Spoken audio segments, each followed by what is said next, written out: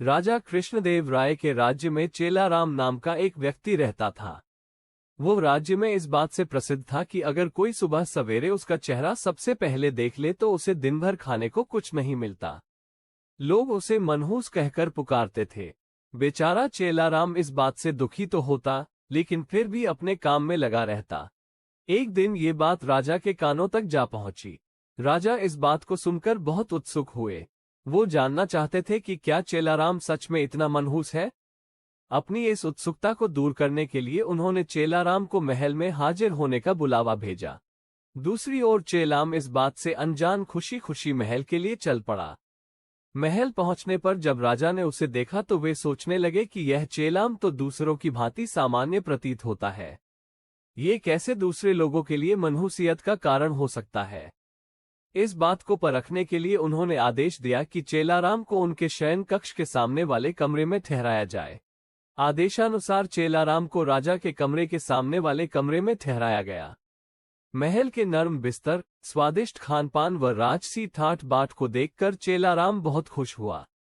उसने भरपेट खाना खाया और रात को जल्दी ही सो गया। अगली सुबह जल्द ही उसकी आंख खुल गई, लेकिन वो बिस्तर पर ही बैठा रहा। इतने में राजा कृष्णदेव राय उसे देखने के लिए कमरे में आए। उन्होंने चेलाराम को देखा और फिर अपने हर रोज के जरूरी काम के लिए चले गए। उस दिन संयोगवश ही राजा को सभा के लिए जल्दी जाना पड़ा, इसलिए उन्होंने सुबह का नाश्ता नहीं किया।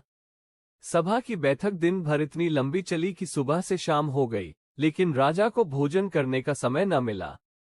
थके हारे भूखे राजा शाम को भोजन के लिए बैठे ही थे कि परोसे हुए खाने में मक्खी पड़ी देखकर उन्हें बहुत गुस्सा आया व उन्होंने भोजन न करने का निर्णय किया।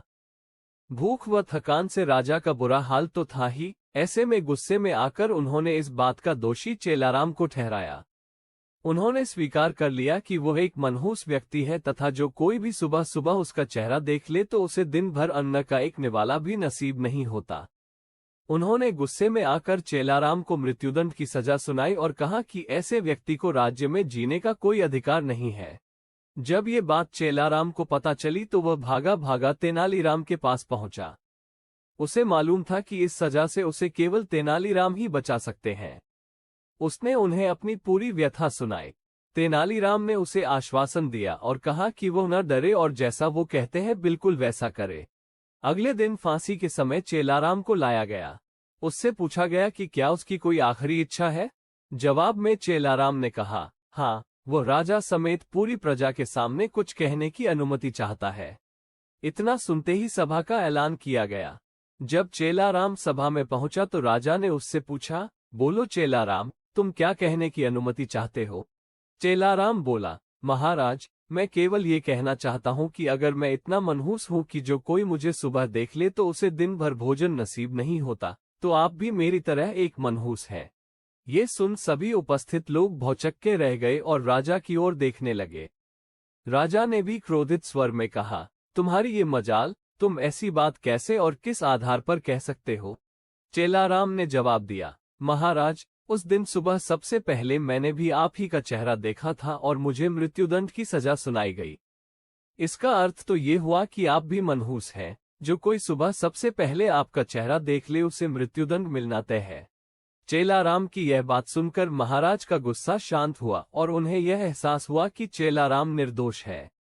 उन्होंने शीघ्र ही उसे रिहा करने का आदेश दिया और उससे माफी मांगी। उन्होंने चेलाराम से पूछा कि उसे ऐसा कहने के लिए किसने कहा था।